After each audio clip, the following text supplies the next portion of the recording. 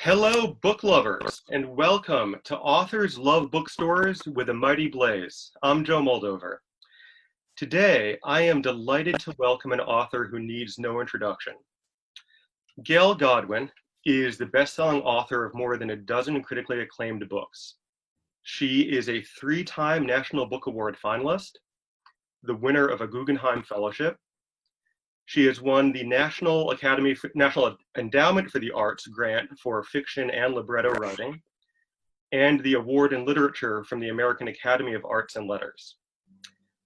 Gail's most recent novel, Old Love Good Girls, came out yesterday. Writing in the Washington Post, Ron Charles says, Old Love Good Girls is a richly layered novel based on a lifetime of reflection on friendship and storytelling. And Kirkus calls it intelligent, reflective, and satisfying. Gail, congratulations, and it is so good to see you. It's good to see you too. Gail is joining us to talk about her favorite independent bookstore, Oblong Books, located in Millerton and Rhinebeck, New York. And with us from Oblong Books is Susanna Hermans. Welcome, Susanna. Hi, Joe. Susanna, we're going to start with you. We want our viewers to learn more about your bookstore, so we have a couple of questions to run by you. Great. So Oblong is located in Millerton and Rhinebeck, near the territory historically known as the Oblong. What can you tell us about where you are and the community you serve? Absolutely. So we are about 100 miles north of New York City in the Hudson Valley of New York State. And we have two stores, one in Millerton, that's our first flagship store, opened in 1975. And our second store opened in Rhinebeck, a little closer to the Hudson River, in 2001. And we have a beautiful community of full-time residents, weekenders from the city, as well as quite a lot of tourism from the New York City area to our beautiful area. You make me want to be there. Oblong was founded in 1975. How did the shop get started? Yeah, so it's a family business. My dad started our store with a partner, and they literally took a pickup truck to New York City to a book warehouse, and they filled it up with books, and they came back and they started a bookstore. Very 1970s vibes.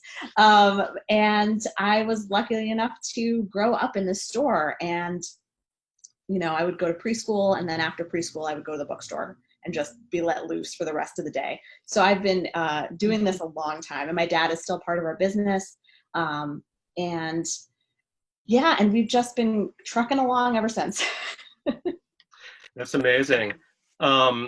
We all love indie bookstores, and every independent bookstore is a little bit different. Tell us something about your store that is maybe a little bit unique, a little bit different, something you would like people to know about Oblong Books. Oh, sure. I mean, we are a true general bookstore. We stock all subjects of books, but I will say that we have a slight expertise in the children's department. We're especially passionate about kids' books and books for young adults. It's sort of our philosophy that, if we're not building the next generation of readers, what are we doing with our lives, right? Like, that's our job, is to get kids excited about books, get kids reading, keep them and make them lifelong readers. And then also we'll have customers in 40 more years. Mm-hmm. Well, as a young adult author, I appreciate your perspective.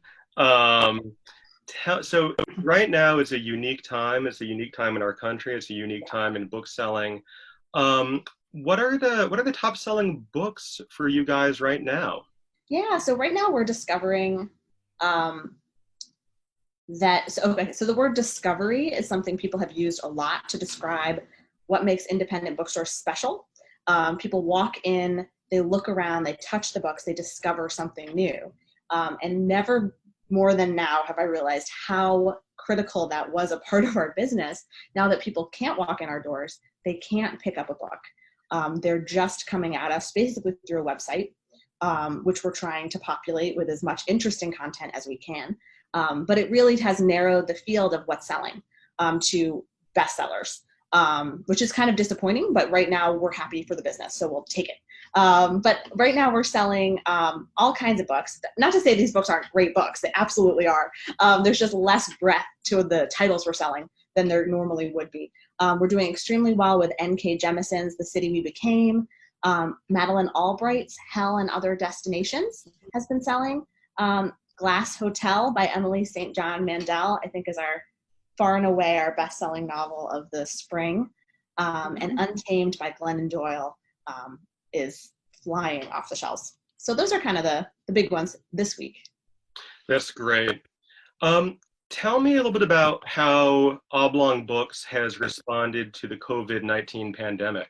Yeah, it has been the most difficult couple of months of my entire life, to have to pivot a working machine with over 20 booksellers from a store that is closed 2 days a year, ever, to a store that's closed.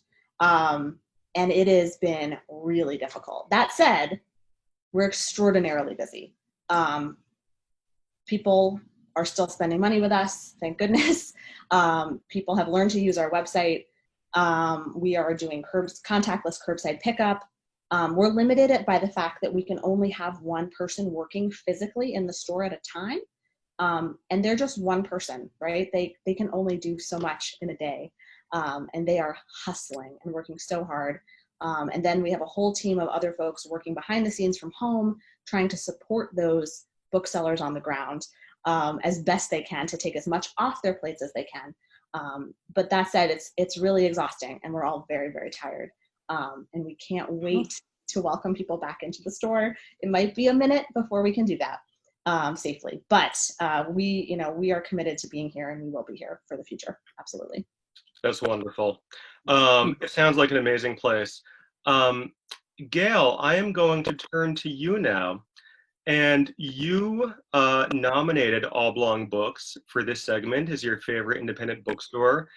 Tell us a little bit about why you love Oblong Books and what makes it so special.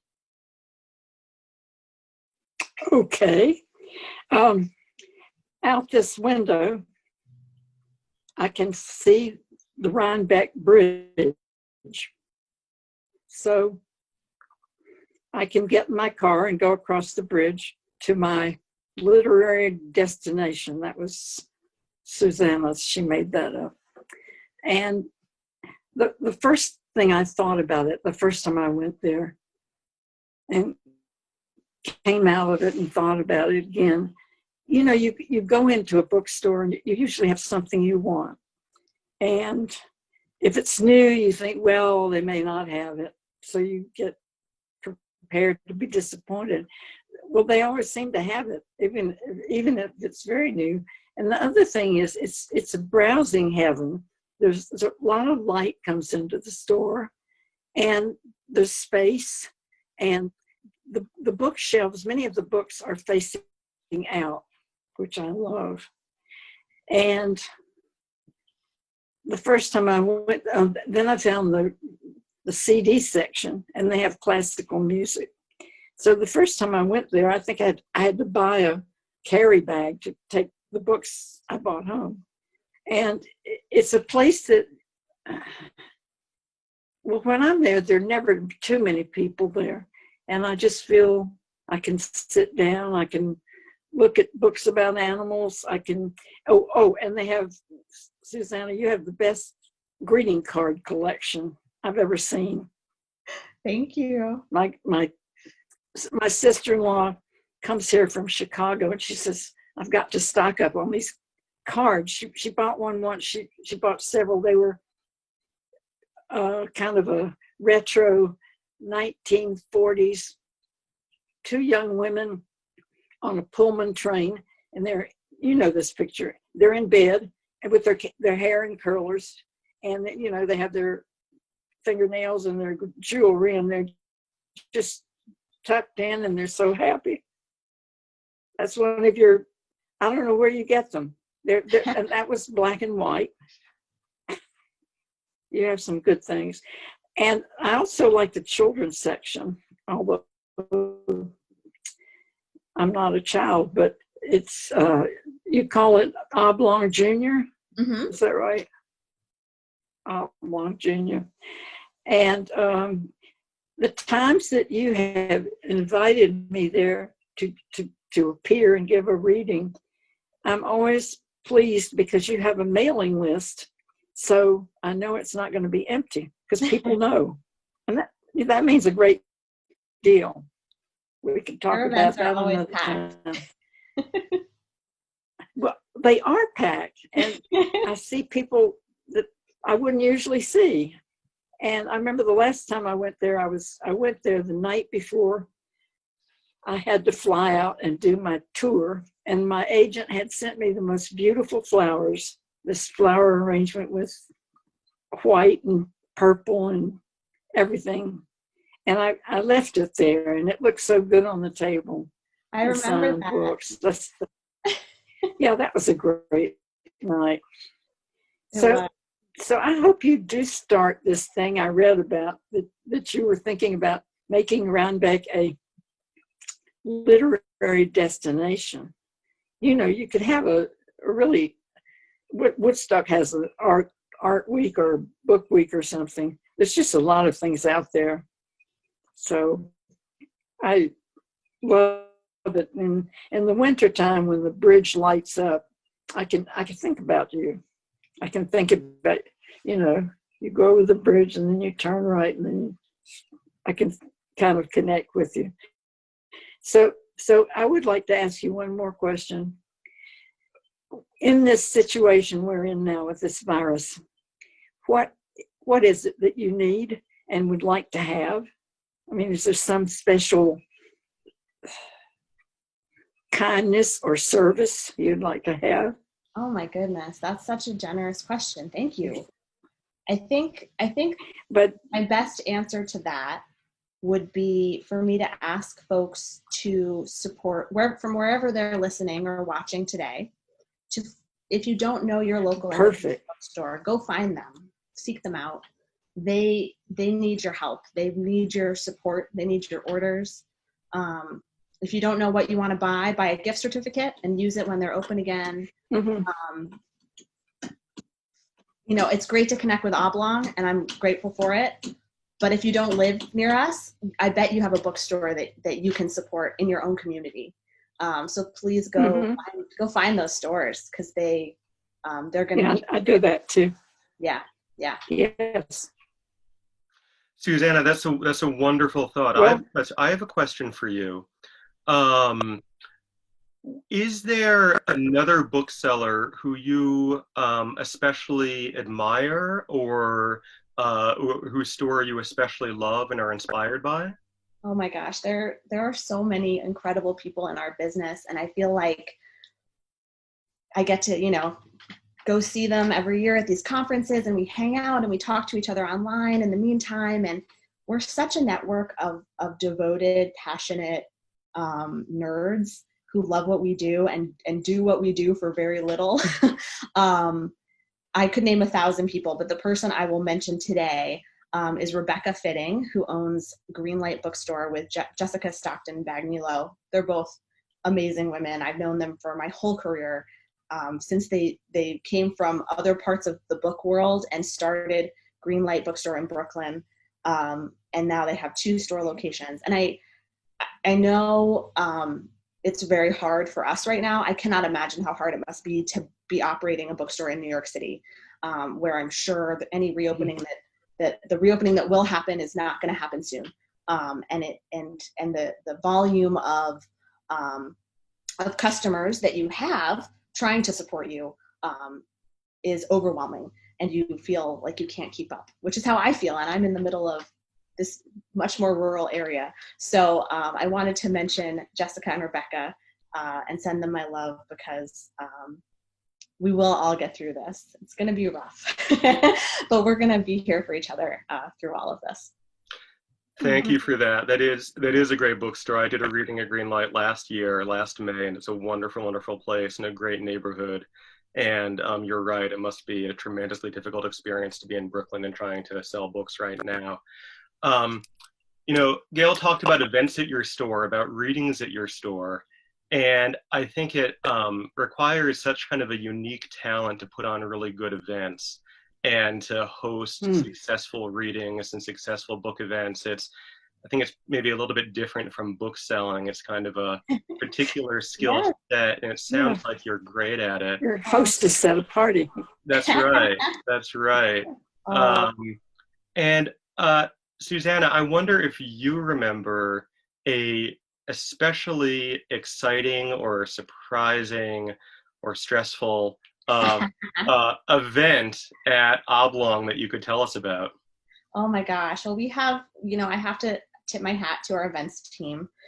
Years ago, I used to run all the events myself, and then I realized that was terrible and I needed help. And that helper's name is Helen Sislowski. She's our event director. And then last year we added Leif Cantrell to our events team to support Helen. And now they're pivoting, right? Because we aren't really doing any events, except for this one, which is like, I'm so glad we made this happen. But now they're doing other work for us, and we're keeping them busy as well. But as far as memorable events, goodness, we do a lot. On a normal year, we'll do maybe 150 in a year. So there's a lot to draw from. But I will especially mention that we were lucky enough to host Hillary Clinton a couple of years ago for just a book signing in the store. And we had, I want to say about 1,200 people pass through the bookstore over 4 hours, which was we could have sold way more tickets, but that was as many as she could handle. And it was a real lesson in how to pull off a big, crazy thing. And we did it. We pulled it off, and people still tell me that it's like one of their most memorable experiences was getting to meet her. And she really impressed. She sat there for 4 hours. She didn't take a single break, and she engaged in a meaningful way with every single person. So it taught me a lot about stamina, and and it was also just like, it was a real logistical challenge. So I enjoy those, and I'm really glad when they're over. That sounds amazing. Was it in the shop? It was in the shop. Was it in the store? Yeah, it was crazy. People would come in the front door, I can sort of meet her, and then out the back door. And it was winter, so people had to queue outside. It was a lot. Mm-hmm. We did it. Miracle of miracles. Yeah, I bet people enjoyed it. They did. Their spirits were good. That sounds like a great event. Well, Susanna, as you said, we don't know quite when all of this is going to be over. Gail, I think we all have our list of the things we want to do when we can finally get out and about again. Is it fair to say that for you, a visit to Oblong is going to be near the top of the list? Oh, yeah. Driving over that bridge. You never know what you're going to find. Yeah. I'll be dropping in to see you, Susanna. Please do. And seeing what new things. You had bags and toys, and you had all kinds of things. We do. Do you still have those? We do. Yep. We've got some of them up on the website, but not everything, because it's a lot of stuff. I'll look at your website. Yeah, check it out. It's going to be great when we can all see each other again. Susanna, our viewers and our book lovers and want to support Oblong. They, I think, especially want to pick up a copy of Gail's new novel, Old Love Good Girls, which is getting great buzz. If people want to buy that book and buy other books, how can they get them from you? Absolutely. So visit our website, oblongbooks.com. And at the top of the page, you'll see a link for signed books. And that is where you're going to find Gail's book, Old Love Good Girls. Gail generously sent us some signed book plates. So we will put those in your book and mail them to you. And we're offering free shipping. So please send us your orders and we'll get those books right out to you. And Gail, thank you so much for doing this. I'm so sorry we can't all be together in person, but this is the next best thing. And we're so excited about your new book, just as much as we would be if our doors were open. I know. I know you would. I was going to come, but maybe next time. Oh, yeah. We'll have you for the paperback. That's what we'll do. Oh, the paperback. Maybe things will be really different then, and we'll look back on this like a bad dream. Oh, wouldn't that be nice? Let's plan on that. Yes. Let's plan on the paperback launch for Old Love Good Girls at Oblong sometime in 2021. Okay. Well, we're winding down on time. I'm so appreciative to Gail Godwin, best-selling author, and Susanna Hermans, bookseller from Oblong Books. Book lovers, please go to Oblong Books online. It's oblongbooks.com. And to learn more about Gail's novels and read her blog, head over to gailgodwin.com. Join us here next Wednesday for more of A Mighty Blaze's Authors Love Bookstores. And until then, stay safe and keep reading.